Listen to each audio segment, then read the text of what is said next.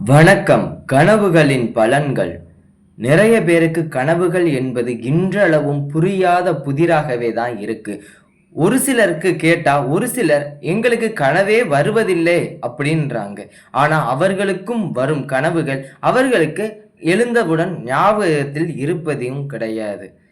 அந்த மாதிரியான நபர்கள் எங்களுக்கு கனவுகள் வருவதில்லை என்று கூறுகிறார்கள். ஆனால் ஒரு சில நபர்களை பொறுத்தவரையில் இரவு காண்கின்ற கனவானது கட்டாயமாக நினைவிருக்கும். அவ்வாறாக நினைவுள்ள கனவுகளே ஒரு சில நேரங்களில் பலிதமும் ஆகும். அதாவது ஒரு சில கனவுகள், அதாவது எந்த மாதிரியான கனவுகள் வந்தால் மரணம் நேரப் போகிறது என்பதாக அர்த்தம் என்று ஒரு சில கனவுகளை மட்டும் குறிப்பாக காணலாம். இது எனக்கும் மற்றும் என்னுடைய ஃப்ரெண்ட்ஸ் அவர்களுக்கும் அனுபவித்து இது உண்மையில் நடந்த ஒரு நிகழ்வாக, அதாவது இப்படிப்பட்ட கனவுகள் வந்த மறுநாள் அல்லது ஒரு வாரத்திற்குள்ளாகவே இந்த மாதிரியான சம்பவங்கள் நடந்துள்ளது என்று தெளிவுபடுத்திய பின்னரே இந்த மாதிரியான கனவுகள் வந்தால் மரணங்கள் நேரும் என்று உங்களுக்கு இவ்வீடியோவில் நான் விளக்குகிறேன். அதாவது முதலாவதாக மீன் பிடிப்பதை போல் கனவு வந்தால், அதாவது தூண்டில் போட்டோ அல்லது வலையினை இட்டு மீன்களை அள்ளுவது போல் கனவு வந்தால் கட்டாயமாக ஒரு வாரத்திற்குள்ளாகவோ அல்லது 3 நாளைக்குள்ளாகவோ மரணம் ஏற்படும் அறிகுறியை குறிக்கும். இது கனவில் கண்டவர்களுக்கோ அல்லது அவர்களுக்கு சம்பந்தமானவர்களோ அல்ல, யாருக்கு வேண்டாலும் இந்த மாதிரியான நேரம் ஒரு இக்கட்டான சூழ்நிலை வரப்போகிறது என்பதனை உங்களுக்கு உணர்த்தும் ஒரு அறிகுறி. அனைவருக்கும் இது போன்ற முன்பாகவே அறிவுறுத்தும் கனவுகள் அனைவருக்கும் வருவது கிடையாது. குறிப்பிட்ட ஒரு சில நபர்களுக்கு மட்டுமே இவ்வகையான கனவுகள் தோன்றுகின்றன. மீன் பிடிப்பது என்பதை எடுத்துக்கொண்டால், மீன் பிடிப்பவன் நீங்களாக இருந்தாலும் அவர் அக்கனவில் வருவது யமனை குறிக்கும். அவர் போடுகின்ற தூண்டிலோ அல்லது வலையோ அவருடைய பாச கயிற்றை குறிக்கும். அவர் வந்தால் குறிப்பிட்ட சில நாட்களுக்குள் மரணம் நிகழப்போகிறது என்பதனை அறிவுறுத்துவதற்காக வருகிறது. இரண்டாவதாக காவல்துறை, அதாவது காவி ஆடையுடன் வந்து ஒருவரை கைது செய்து கொண்டு போவதாக கனவில் கண்டால் குறிப்பிட்ட சில நாட்களுக்குள் மரணம் நிகழ்போவதனை குறிக்கிறது. காவலாளி என்பவர்கள் யம தூதர்களாக கனவில் கருதப்படுகிறார்கள். ஒரு சிலர் சொல்லலாம், காவல்காரர் அப்படின்னாவே கருப்பசாமி தானே அப்படின்னு நீங்க நினைக்கலாம்.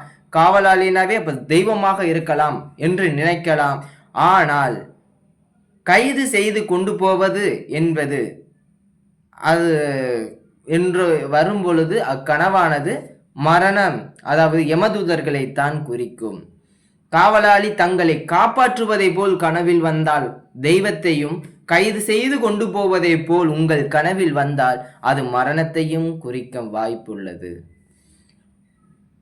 அடுத்தபடியாக ஒருவரிடம் அரிசி வாங்கினால், பச்சரிசி கனவில் எக்காரணத்தை கொண்டும் வாங்கக்கூடாது.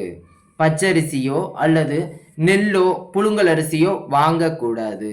அவ்வாறாக வாங்கினாலும் மரணம் நேரப்போவதனை அறிவுறுத்தும் கனவாக அமைகிறது. இந்த மாதிரியான கனவுகள் வரும் வேளையில் தாங்களையும் எச்சரிக்கையாகவும் உறவினர்களையும் எச்சரிக்கை செய்ய வேண்டும். இது போன்ற கனவுகள் வந்தாலும் உறவினர்களிடம் உடனே கூறி அவர்களையும் எச்சரிக்கை செய்வது நல்லது. அது மட்டுமல்லாமல் புழுங்கல் விரிப்பதனை போன்று கனவு வந்தால், புழுங்கல் விரிப்பதனை போன்று, அதாவது அவிச்ச நெல்லை களத்தில் கொட்டி விரிப்பதை போன்று கனவு வந்தால் அப்பொழுதும் மரணம் நேர்படுவதை குறிக்கும். நெல்லு அவிக்கவும் கூடாது, அதனை விரிக்கவும் கூடாது. அவ்வாறான கனவுகள் வந்தாலும் மரணம் நேரப்படுவதனை குறிக்கும் கனவாகவே கருதப்படுகிறது. இது போன்ற இன்னும் சில கனவுகளும் மரணத்தை குறிக்கும் கனவாக அமைகிறது. அதாவது எருமையினை கனவில் கண்டால், எருமை துரத்துவதனை கனவில் கண்டாலும் உங்களை மரணம் துரத்தி கொண்டிருக்கிறது, ஏதோ ஒரு தெய்வமானது உங்களை தடுத்து கொண்டிருக்கிறது என்றுதான் அர்த்தம். சோ கனவுகள் என்பது ஒரு விஷயத்தினை தத்துருவமாக உங்களுக்கு சொல்வது கிடையாது. மறைமுகமாகவே உங்களை குழப்ப செய்யும் ஒரு செய்தி போன்று உங்களுக்கு கனவுகள் வரலாம். அதாவது உங்கள் கனவில் ஒருவர் இறந்திருப்பதை போன்று கனவு கண்டால் அந்த நபர் உங்களுக்கு தெரிந்திருக்கலாம். ஆனால் அந்த நபருக்கு இறப்பு என்பது அன்று கிடையாது. அது அரிதும் கூட. அவர் இறந்ததை போன்று கனவு ஒன்று அவர் மரணம் நேர்ந்தால் அது ஒரு சிலருக்கு மட்டுமே அவ்வாறு நடக்கும்.